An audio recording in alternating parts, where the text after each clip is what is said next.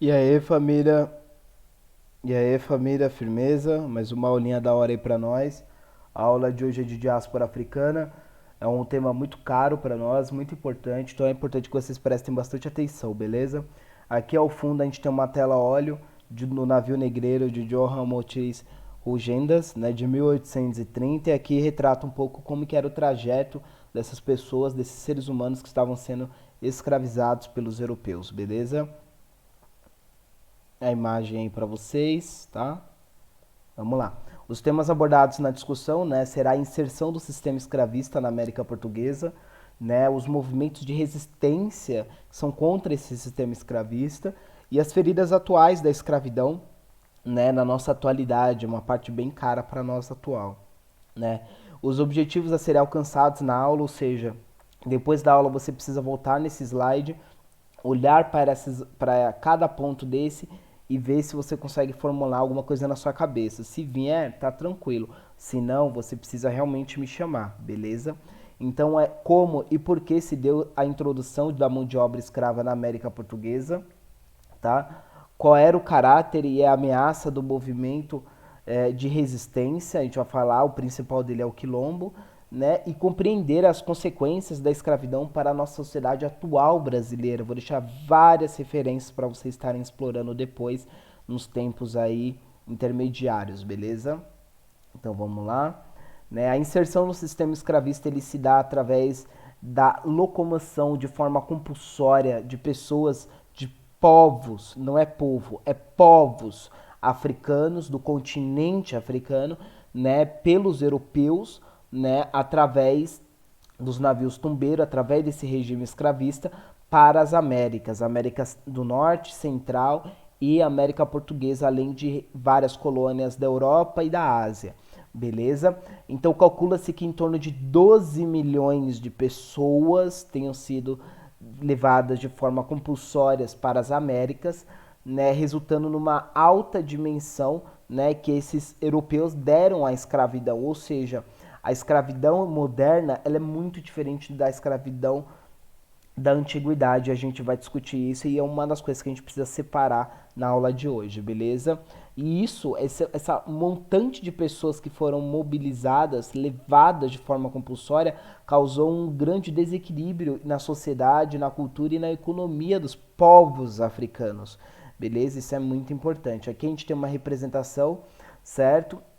De como essas pessoas eram levadas, raptadas, né? Então todas eram presas por troncos, por cordas, por correntes no pescoço, na mão, criança, homens, mulheres, todos eram levados para as feitorias, aonde elas iriam ser comercializadas com esses europeus, esses traficantes. Não quer dizer que se não tem europeus lá no continente africano escravizando, tem, e muitos, né? Existiam grupos especializados de europeus, né, de mercenários que faziam esse tipo de apresamento, mas eram vendidos ali nas feitorias para os traficantes de escravos europeus nas feitorias, tá? De como eu disse, diversos grupos foram raptados e vendidos nos portos africanos, nas feitorias, no primeiro momento portuguesas e depois dividir entre portuguesas, inglesas e holandesas, tá? E eram levados para as Américas através dos navios tumbeiros, que são navios que eram utilizados para o transporte de escravos e de outras mercadorias. Aí já é um caráter interessante, o escravo ele é uma mercadoria também. Né? Então aqui a gente tem uma maquete de uma representação de um navio tumbeiro. Aqui as pessoas ficavam nessa posição, ó, pra você ver como é que era bem precário mesmo, todos deitados, certo? E outras mercadorias aqui ao fundo. É importante destacar que as mercadorias mais valiosas elas sempre ficavam ao fundo, porque quando o navio ia navegando, conforme ia navegando, ele ia abaixando cada vez mais e ficando cada vez mais pesado. E você precisava liberar peso. Então eles sempre optavam entre jogar escravos no mar, vivos ou mortos, não interessa, mas jogavam essas pessoas no mar, né, ao invés de jogar essas outras mercadorias. Então há um caráter aí de prioridade entre mercadorias também. Importante destacar. E aqui é uma outra representação, né, de um navio tumbeiro cortado na vertical e na horizontal, onde mostra que as pessoas, né, deitadas, como elas ficavam, né, de uma forma bem difícil mesmo. A gente vai falar um pouco de alguns dados desse tráfico, né, como que se dava. Né? Aqui a gente vai separar uma questão muito importante, então é importante que vocês prestem atenção. A diferença entre, já escreve no seu caderno, escravidão antiga e escravidão moderna. A escravidão antiga, a primeira coisa, qual é a grande diferença entre ela? Ela foi feita em todo o globo, ou seja, em todos os continentes houve a escravidão antiga. Na Grécia, na Roma, nos países europeus por completo, na Ásia, na China, né, que é a Ásia, no Oriente Médio, em alguns países da América Portuguesa, do continente americano, nos astecas, nos maias, nos incas e também alguns países não eram países, né, mas algumas regiões do continente africano, tá? Então é uma escravidão que ocorria em todo o globo. Você já vai ver que ela é bem diferente da moderna. Né? Além disso, o escravo ele era unicamente buscado através de guerra, ou seja, ele não era buscado, na realidade você tinha confrontos com outras tribos, com outros grupos, e a tribo perdedora, os melhores guerreiros, eles eram capturados, eles ganhavam status de cativo de guerra, eles ganhavam um status de cativo de guerra, e esse status ele permitia que a pessoa que a população inteira, não é um bem privado, entende? É o grupo inteiro. O grupo inteiro que venceu a guerra, ele iria escravizar os melhores guerreiros e esses guerreiros eles eram trocados por pagamentos de dívidas. Ou seja, a partir de um momento que você era preso e levado como cativo de guerra, você devia algum valor, alguma dívida nos maias. Não era o sistema capitalista, você não pagava dinheiro para eles, né? Era em forma de trabalhos domésticos, entende? Então só nas economias capitalistas que veio aderir o pagamento da dívida através de dinheiro, beleza? Então eles eram cativos de guerra e eles tinham que pagar essa dívida para que eles fossem postos em liberdade. Por exemplo, no Egito, as grandes obras, as de irrigação, que é as mais famosas, e as pirâmides, todas elas eram feitas, presta atenção, por servos, ou seja, pela própria população livre, a população que era serva do faraó, ou seja, a população livre, certo? Os escravos, eles eram limitados unicamente aos serviços domésticos, entende? Como na Grécia também, em Roma, em um determinado momento, beleza? Isso é importante destacar. Por quê? Porque aqui o escravo ele tem o status de cativo de guerra.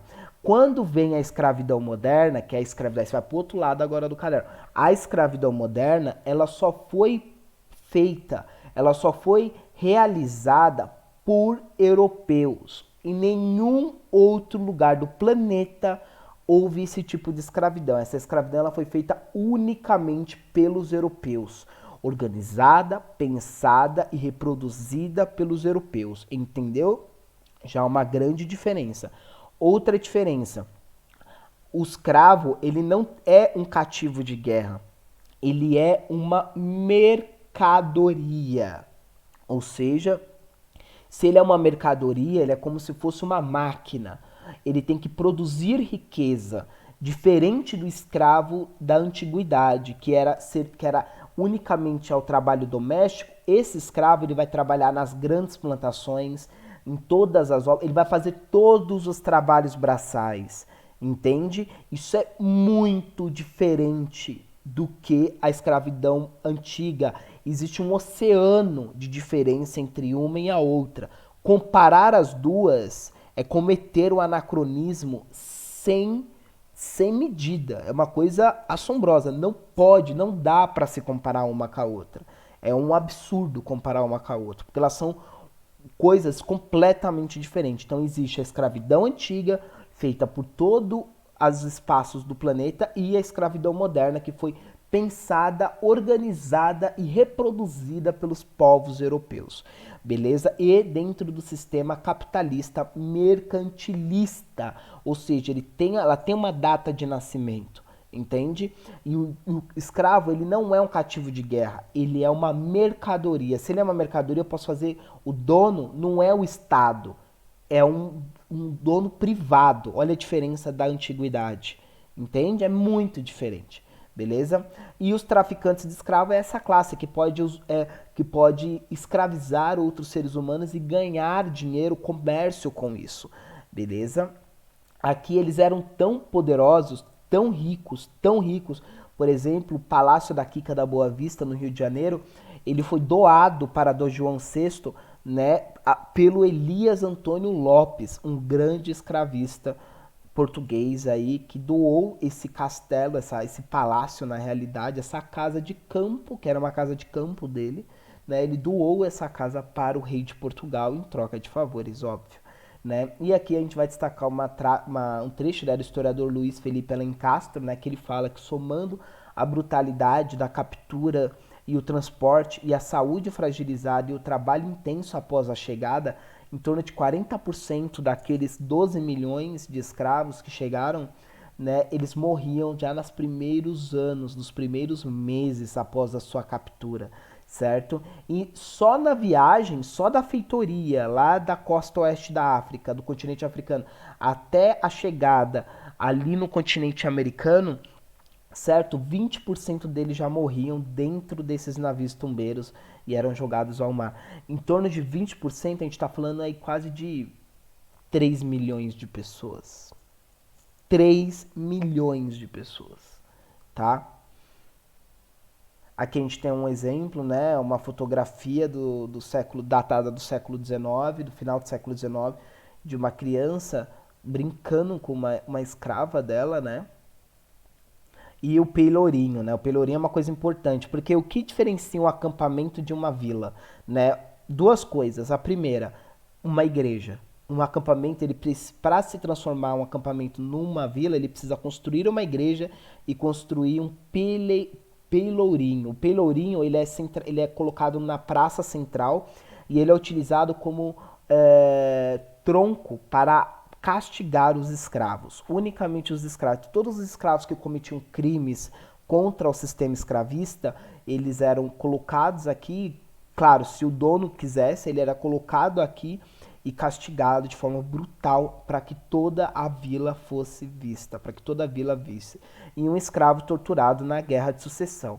Aqui é importante destacar que não era só a tortura do castigo físico, que a gente está falando aqui, físico de bater, mas também de amputação. Então arrancava-se dente, orelha, o escravo que articulava a revolta, cortava-se a língua, cortava-se os dedos, o braço, né? Tudo aquilo e tudo de uma forma que não prejudicasse que o escravo continuasse a produzir. Porque se ele deixasse de produzir, aí sim era um prejuízo muito grande para o escravista, o senhor de escravo. Tá? O segundo historiador brasileiro, Fernando Novaes, né? Isso aqui é importante, esse é um slide muito importante que eu estou mostrando. Né? A escravidão, tráfico de escravo para as colônias foi uma atividade econômica, ou seja, não é porque Deus quis, não é porque tiraram da cabeça dos europeus. Os europeus fizeram a escravidão como mais uma forma de ganhar dinheiro com o mercantilismo. Né? E ele foi a atividade econômica mais importante da Idade Moderna.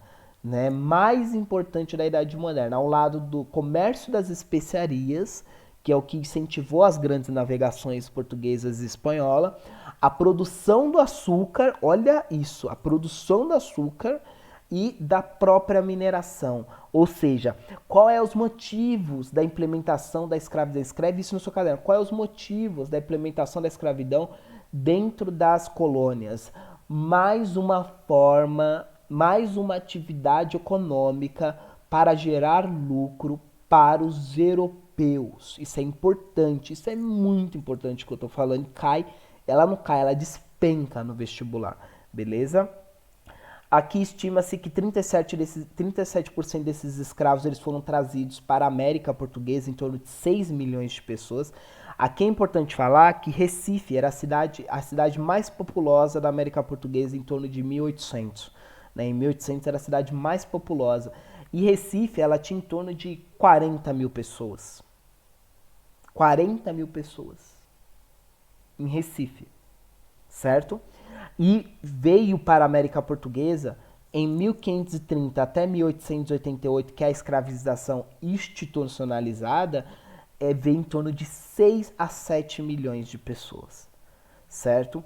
E os principais portos de chegada eram Salvador e Rio de Janeiro, tá? Mas aí uma coisa que é importante destacar é que a gente fala bastante da escravidão dos povos africanos e acaba negligenciando, às vezes, a escravidão dos povos indígenas, pensando até que eles não foram escravizados. Isso é um grande preconceito histórico que não pode ser cometido por vocês, certo? Então a população indígena ela foi largamente escravizada, desde 1500 até 1888, largamente escravizada. E a população indígena ela foi escravizada também de uma forma institucional, ou seja, a coroa dava autorização, papel timbrado para que pessoas pudessem apresar e pegar esses indígenas, né, inclusive através da guerra justa, certo, para que eles fossem convertidos em escravos. Ou seja, o que é convertido em escravos?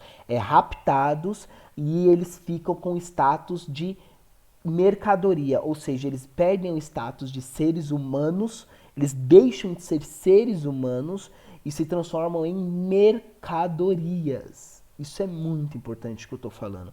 E isso acabou vitimando não só a população dos povos africanos, mas também a população indígena, através das epidemias, do trabalho forçado e das articulações da economia de subsistência. E muitos deles foram mortos através das lutas de resistência contra os colonos ou fugiram para o interior. Aqui, aquilo que eu estava falando da quem pode escravizar é o traficante de escravo, mas quem autoriza ele é a coroa, certo? Então, mediante um pagamento, lembra lá do traficante Elias que doou sua casa de campo para o rei Dom João VI, né? Ele doou essa casa, mediante a pagamento, a coroa era concedido a companhia particulares, ou seja, burgueses mercantilistas se uniam em um grupo, pagavam algum valor para a coroa e a coroa mandava um papel timbrado autorizando esses burgueses fundarem uma companhia privada para escravizar outros seres humanos, entende? E o direito à escravização dos escravos negros, pretos, né? E aqui os movimentos de resistência, né? Já partindo para o último ponto da aula, para cair nas referências, bastante referência que a gente trouxe para você nessa aula, né? O movimento, são dois movimentos de existências principais, os dentro das fazendas e os que estão fora, que combatem os que estão dentro de todo o regime, certo? O movimento mais comum era as tentativas de assassinato dos feitores, dos senhores, né, e das fugas e suicídio. Aqui é importante destacar o suicídio. Por que o suicídio? Se um ser humano ele perde esse status de humano e vira uma mercadoria, qual é a única função que esse ser humano tem? Produzir. Produzir. Se ele se suicida, ele produz? Tem como produzir morto? Não, não tem. Ou seja, é um grande prejuízo para o senhor de engenho. É um grande prejuízo para o escravocrata. Ou seja, ele vai impedir de todas as formas o suicídio. Todas as formas. Todas as formas. Ele vai... o escravo ele não poderia ter utensílios domésticos. Qualquer coisa que pudesse ser utilizado como instrumento para o suicídio, ele era retirado do escravo, ou ele só era possível utilizar com a autorização do escravocrata ou do capataz ali vigiando, entende? Então, como se dava esse suicídio? A maior parte deles se davam através da ingestão de terra. Ou seja, eles comiam terra, eles ficavam engolindo terra até morrer, entende? Por quê? Porque era a única forma que eles tinham ali, o único instrumento próximo era a terra, porque todos os outros eram retirados para que eles não cometessem esse suicídio e, consequentemente, causasse um prejuízo para o escravocrata, entende? Você vê como é brutal esse regime, como é brutal isso com as pessoas, entende? E o principal, escreve isso, o principal movimento de resistência, ele se dava através dos quilombos, da quilombagem. ou seja, escravos que fugiam, eles indígenas e escravos, né, que eles fugiam, eles iam, formavam um acampamento e esse acampamento ganhava o status de quilombo, certo? Esses quilombos são acampamentos. E esses quilombos, presta atenção, escreve isso que eu estou falando, ele é o principal movimento de resistência contra a escravidão. Ou seja, o quilombo ele tem duas funções, dois caráteres fundantes dele. Ele é um movimento, ele é um movimento de resistência anti-escravista, e ele é um movimento de resistência anticolonial. Aqueles movimentos que a gente vai discutir anticolonial lá em 1700, lá em 1600, isso já se dava com os quilombos. Os quilombos eles já são um movimento anticolonial e anti-escravista. Isso é muito importante que eu estou falando. Muito importante que eu estou falando. E ele não é só o maior, ele é o principal movimento. Os movimentos, né? E o maior deles, o maior de todos os quilombos, era o do Quilombo dos Palmares, que ficava na Serra da Barriga, em Alagoas, certo? E ele tinha aproximadamente 20 mil pessoas, certo? Olha a diferença, eles tinham 20 mil pessoas, a metade da população a metade da população da cidade mais populosa da América Portuguesa, pra vocês terem uma noção. Tá? Aqui a gente tem o safado do bandeirante Domingos Jorge Velho, né? Aqui é importante destacar que isso não é um bandeirante tipo clássico, né? Bandeirante não é branco, bandeirante é mestiço, bandeirante é preto, bandeirante ele é descendente, ele é mestiço, que a gente chama de descendentes de povos pretos, né? E eles são indígenas também. Muitos desses bandeirantes são indígenas que fugiam, né, e acabavam entrando dentro desse sistema de alguma forma, e eles eram utilizados como meios para conseguir apresar outros indígenas e escravos fugidos, além das bandeiras de contrato, que eram largamente utilizadas para a destruição de quilombos. Beleza? Aqui a gente tem o Monumento do Zumbi dos Palmares em Salvador, certo? E a pintura a óleo, né, de Antônio Parreiras do Zumbi. Beleza? As cicatrizes, né, o último ponto que a gente vai destacar aqui, né, que é a discriminação social, racial e social, né, a má remuneração e valorização do trabalho braçal, né, e as dívidas sociais com os descendentes da população africana escravizada. Você fala, caralho, Vitor, porra, mano, esse bagulho de dívida histórica, que bagulho é esse? Vou falar uma fita pra você, cachorro, presta atenção. A escravidão, ela se deu de 1500, a indígena se deu desde 1500, mas a dos povos pretos, ela se deu de 1530 até 1888 de forma institucionalizada, ou seja, tinha papel timbrado da coroa para que você pudesse ter autorização para escravizar. A partir de 1888, esse papel foi cancelado. Era proibido escravizar. Quer dizer que acabou com a escravidão? Óbvio que não. Óbvio que existe escravidão, inclusive até os dias de hoje. Mas outra coisa importante, escravizou povos, mais de 6 milhões de pessoas, de 1530 até 1888. Quantos anos tem até aí? Faz uma continha rápida. Aí vamos fazer uma conta rápida. De 1889, 1888, 1839, que é a proclamação da República, até os dias atuais, sabe quantos anos se passou? 130 anos. 130 anos. Não é nem um quarto. Não é nem um quarto do período da escravidão. Em 130 anos, vou dar um exemplo para você. A minha avó, ela era filha de uma escrava liberta. Ou seja, 3 gerações da minha família eram, 3 gerações para trás já eram escravos. Eram pessoas que estavam em regime de escravidão. Aí, essa mesma lógica vale para os senhores de engenho. Vamos fazer essa lógica para o senhor de engenho. Será que o filho desses latifundiários, senhores de engenho, das mineração, todas essas pessoas que exploraram a mão de obra escrava, em 3 gerações a fortuna deles evaporou? Sumiu? O que aconteceu? Ou será que essa classe que explorou a mão de obra durante quase 500 anos, explorando a mão de obra de pessoas, de outros seres humanos no regime escravista, eles ainda têm essas riquezas até hoje?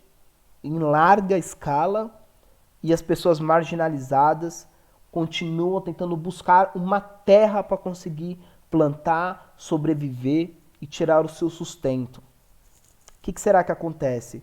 Vamos trazer uns exemplos para você aqui. As próprias disputas de terra. A gente tem o massacre do Eldorado em Carajás, no Pará, né, que foi um massacre causado por disputas de terra, ou seja, existe uma grande latifúndio, uma grande fazenda, onde pessoas entraram em regiões, na realidade, quando eles foram mortos, eles nem estavam nessas fazendas, eles estavam numa estrada, existia uma estrada estadual, ou seja, pública, que cruzava essa fazenda. Essas pessoas estavam nessa estrada e elas foram mortas por agentes do Estado, certo?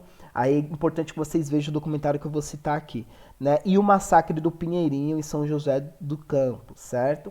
Aqui a gente tem um link, né, para tanto o documentário de 20 minutos do Pinheirinho, como o documentário de 1h10 aí do Carajás. Inclusive é um documentário muito bom esse aqui. É os dois, né, mas esse aqui é fino da bola, assim, é fino da bola, mano. Esse do Pinheirinho também é ótimo, mas esse aqui é foda, parça. Certo? Além disso, a gente tem a questão da marginalização em periferias, o quanto as pessoas que estão nas periferias, elas são marginalizadas e tratadas como não têm um status de seres humanos, ou seja, sua vida não deve ser respeitada, valorizada, muito menos reivindicada, né? Então essa é uma questão importante aí. E o massacre do Vigário Geral no Rio de Janeiro, como o massacre do Carandiru, aonde depois, após a rendição do pavilhão, né, o grupo de choque liderado aí, né, a mando do governador do estado de São Paulo, invade o pavilhão, certo? E mata em torno de 111 presos a tiros, certo? E isso depois da pós a rendição, hein, cara? Pós a rendição, certo? E o massacre do Vigário Geral, onde um grupo de milicianos no Rio de Janeiro invadiram a favela em represália à morte de um policial corrupto que sequestrou que foi morto pelo traficante. A história é longa, véio. Você precisa entrar para ver no documentário. É uma história longa. Mas é um grupo de milicianos, então tem policial civil, policial militar, ex-policial civil, ex-policial militar, tinha bombeiro envolvido aí, ex-bombeiro, tinha carteiro envolvido, tinha de tudo, irmão. Tinha de tudo. Eles invadiram Vigário Geral, invadiram dezenas de casas e mataram dezenas de pessoas. Certo? Aqui tem um documentário, né, do Drauzio Varela, de 54 minutos, Deus e o Diabo em Cima da Muralha, e o documentário, o filme Carandiru, que é um clássico brasileiro, né, de Babenco, do Hector Babenco, aí também com coautoria do Drauzio Varela, então é importante vocês verem, é um clássico, mano. Se vocês nunca viram, mano, é 2 horas da sua vida, mano, da vida, velho. Da vida, mano. Em vez de ver o Big Brother, mano, vê lá rapidinho, Carandiru é um dos melhores filmes. E pra mim, acho que é o. Cara, não vou falar isso, mas assim, entrar entre os 5 melhores filmes do Brasil, já feitos dentro do Brasil, pra você ter uma noção como ele é foda. Tá? E o documentário Chacina de Vigário Geral, do Milton Alencar Jr., também é um documentário excelente. Esse é excelente, mano. Tem no YouTube, parça, grátis, só clicar aqui e ver, beleza?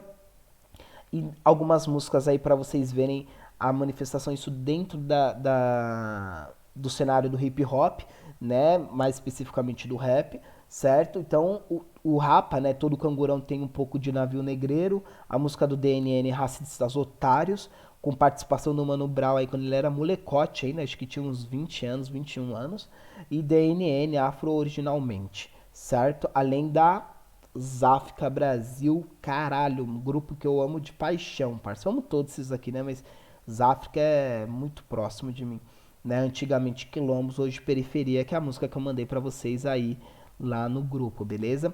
Então é importante aqui, a gente vai ver esse documentário, né? A Guerra dos Palmares, a gente vai ver na monitoria, e o filme Amistad, de 1997, do Steven Spielberg, um filme muito bom também, e o livro, quem gosta aí, quem tá mais interessado na leitura, o Livro dos Negros, da Lawrence Hill, que é um livro, que é um romance, na realidade, que conta a história da Aminata, uma menina dos, que veio dos povos pretos, né, que ela foi escravizada e foi levada aí para a América do Norte, conta toda a história dela, a transição, como que foi feito como foi a transição do Atlântico, né, como ela viveu. É uma história muito pesada, é um livro muito forte, tá? Então é importante aí que vocês vejam, beleza? Então vamos se trombar na monitoria e eu preciso que vocês, se tem alguma dúvida, né, voltem aqui naquele slide lá dos objetivos, vê se vocês conseguem formular as ideias legal. Se não, venha para a monitoria, o monitoria é obrigado, óbvio. Vem para a monitoria que a gente vai discutir, vai esclarecer as coisas e vai trazer um documentário para a gente assistir. É nós, tamo junto, é nós, quebrada.